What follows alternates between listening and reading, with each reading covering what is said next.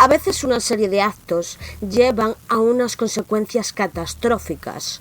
Igual no somos conscientes de nuestras propias acciones, pero en este caso, una cadena de sucesos repercute en una niña que solo quería ser feliz. Hoy vamos a hablar del caso de Katie Beers.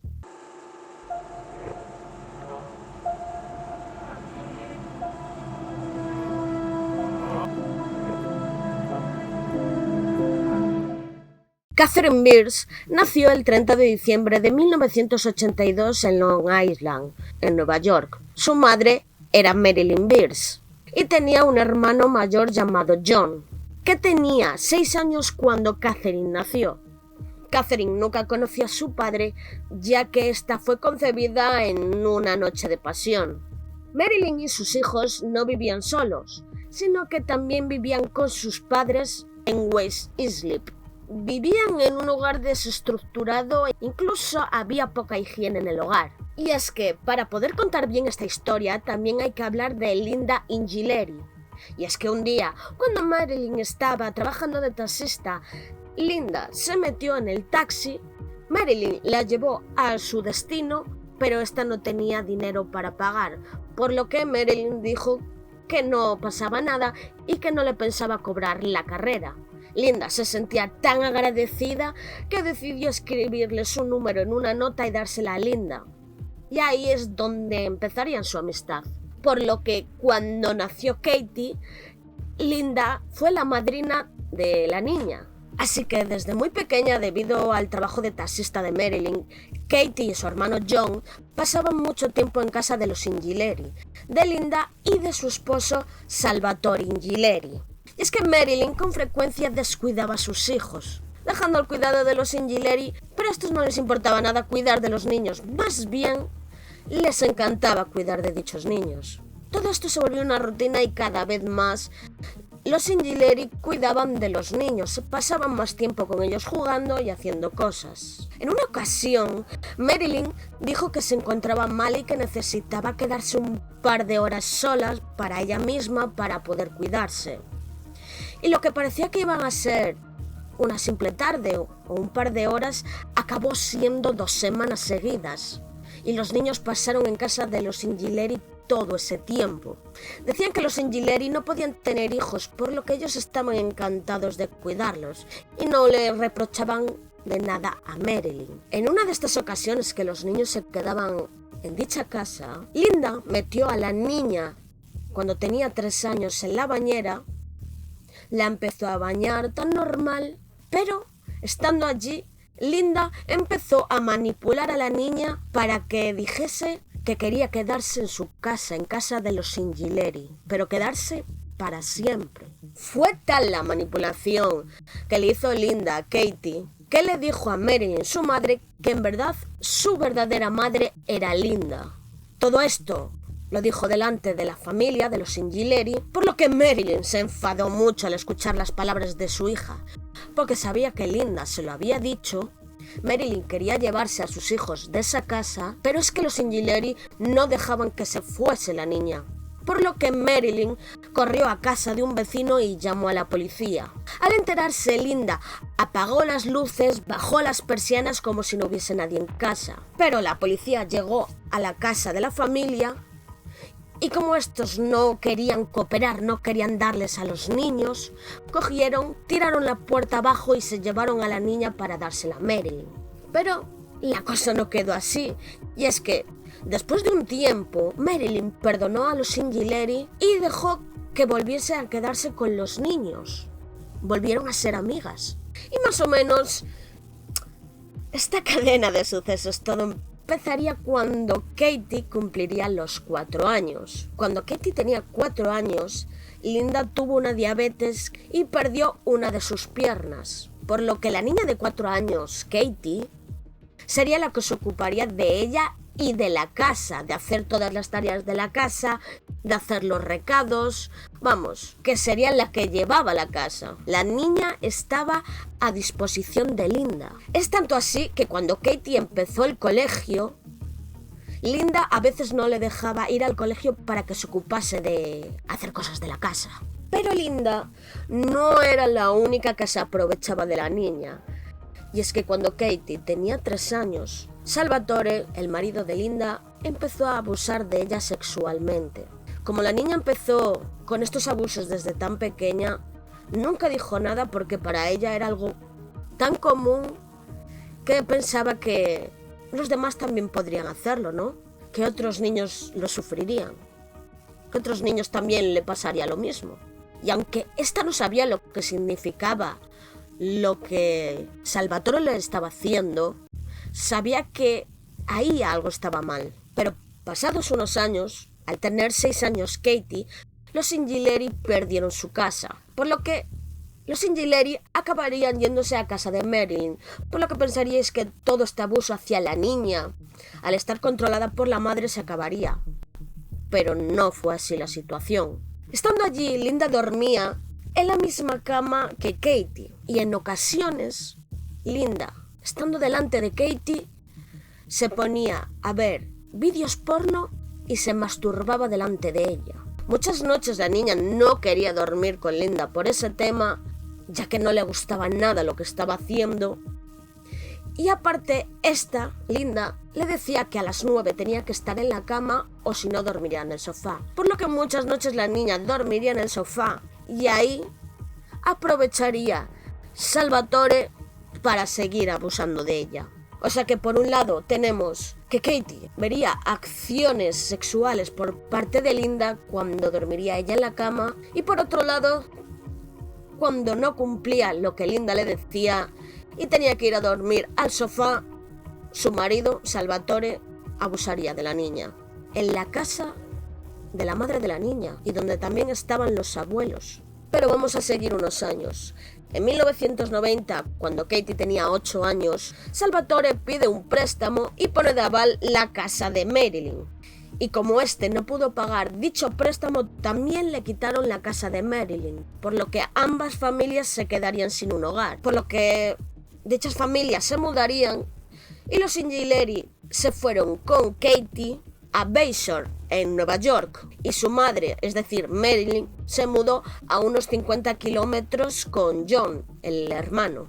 Y fue en este momento, cuando John estaba a solas con su madre Marilyn, en dicha casa, que le contó toda la verdad, que desde pequeños ambos habían sido abusados. Por lo que Marilyn, al escuchar todo esto, decide llevarse a Katie con ella y denunciar a los Ingileri. Y pensaríais que igual aquí acabó la historia, pero nada de eso. Ya que Marilyn se quedó sin unos niñeros que cuidasen de sus hijos, en enero de 1992 encontró a un hombre que cuidaría de sus hijos y que aparte ya conocía de antes porque era amigo de los Ingileri. Se llamaba John Esposito.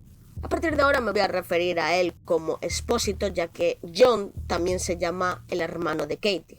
Esposito era contratista, pero decía que quería un trabajo extra como niñero para ganar un dinero extra. Y Marilyn se fiaba de él porque ella en alguna ocasión se había quedado con los niños. Esposito y los niños se quedaban juntos, a solas, parecía que todo iba bien, jugaba con ellos, se divertían. Pero al tiempo, John, el hijo de Marilyn, le contó a su madre que Esposito había abusado de él de una manera sexual, por lo que Marilyn cortó toda relación con él. Pero ahora sí, vamos a empezar a contar el caso en sí, porque no solo son todos los abusos que sufrió Katie, sino que vamos a empezar a hablar de todo lo que pasó. Y es que el 28 de diciembre, 2 días antes del cumpleaños de Katie, los Ingileri llaman a Marilyn para darle un regalo a la niña. Decían que querían verla y pasar un rato con ellas, ya que les tenía mucho aprecio. Y Marilyn aceptó sin ningún problema.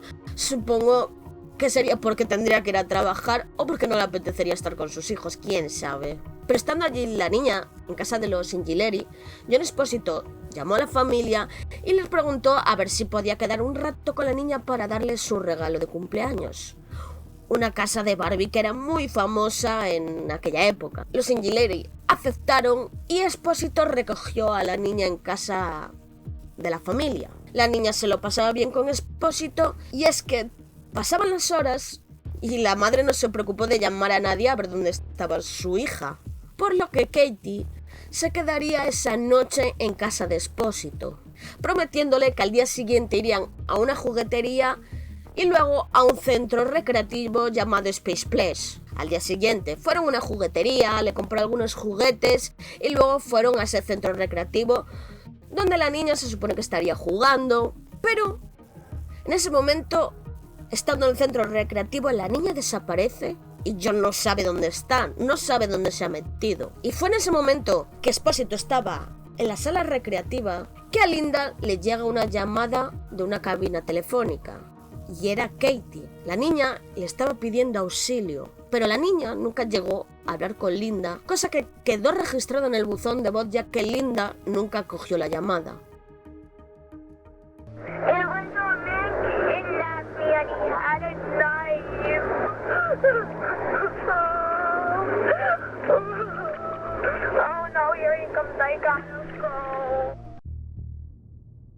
Después, Linda sí escuchó ese mensaje y llamó inmediatamente a la policía. Pero el investigador que llevaba el caso no le cuadraban muchas cosas, ya que al escuchar el mensaje pensaba que la forma en la que hablaba, las frases que decía, es como si alguien le hubiese obligado a decir justamente esas frases. Que esas palabras, que esa forma de hablar no le saldrían por sí solas a la niña. Por lo que el FBI se metió en el caso y rastreando de dónde procedía la llamada, averiguaron que esta llamada se hizo en una cabina telefónica al lado del centro recreativo Space Place, es decir, donde vieron a la niña por última vez. Y es que, revisando bien la llamada telefónica, se dan cuenta que en realidad no es una llamada, sino una grabación que pusieron en la llamada, por lo que el FBI empezó a investigar a todos los sospechosos, a Marilyn, la madre, a los Ingileri y a John Espósito, ya que todos tenían como un motivo para raptar a la niña. Y es que, investigando el último sitio donde se vería a la niña, en el Space Place, las cámaras de vigilancia no captaron nada, no vieron nunca a la niña. Y por otro lado, había testigos que ese día afirmaban que nunca vieron a la niña, sino que vieron solo a Espósito. Él estaba solo allí. Por lo que la policía pide un registro para ver la casa de Espósito, de John Espósito, y allí no encuentran nada. Registran por todos los rincones y la niña no aparece. Pero, investigando más a Espósito, descubrieron que en 1977 intentó secuestrar a un niño de 12 años, pero nunca llegó a ir a prisión ya que este testificó que el niño se había perdido y que este solo lo quería llevar a su casa. Y es que, tras tantas charlas con la policía, al final John Espósito se derrumbó y contó toda la verdad. La verdad del plan que llevaba haciendo durante meses. Y es que este construyó un búnker debajo de su casa. Y vamos a hablar de ese 28 de diciembre. Cuando Katie fue a casa de Espósito, la niña jugó a un videojuego y cuando Espósito hizo insinuaciones sexuales hacia Katie, esta se negó rotundamente y John Espósito le obligó a bajar al búnker. Un búnker que llevaba mucho tiempo construyendo única y especialmente para Katie. Y es que la entrada del túnel era de 1,5 metros de largo y estaba oculta detrás de una trampilla de hormigón de 90 kilos, con una puerta en sí oculta por una estantería extraíble en la oficina de Espósito. Y es que Katie pasaría los siguientes 17 días encerrada en dicho búnker. Un búnker que contenía una habitación insonorizada, aún más pequeña, como del tamaño de un ataúd, que tenía poco más que una televisión y una cama. El búnker en sí tenía también un inodoro y un sistema de circuito cerrado para que se pudiese ver la televisión. Durante todos los días que estuvo la niña encerrada, Espósito bajaba al búnker y abusaba sexualmente de Katie. Al pasar unos días, Espósito le permitió a Katie que entrara en la parte un poco más grande del búnker, pero siempre la encerraba en dicha habitación estrecha y enana antes de irse. Espósito le daba a la niña mantas, juguetes, comida, refrescos durante sus frecuentes visitas a la habitación. Pero hay una cosa que dice Katie que le salvó, que fue la televisión, que fue ver las noticias donde ella salía, donde a ella la estaban buscando. Y es que Katie se las ingenió para tener una llave y poder acceder al resto del búnker mientras Espósito no estaba.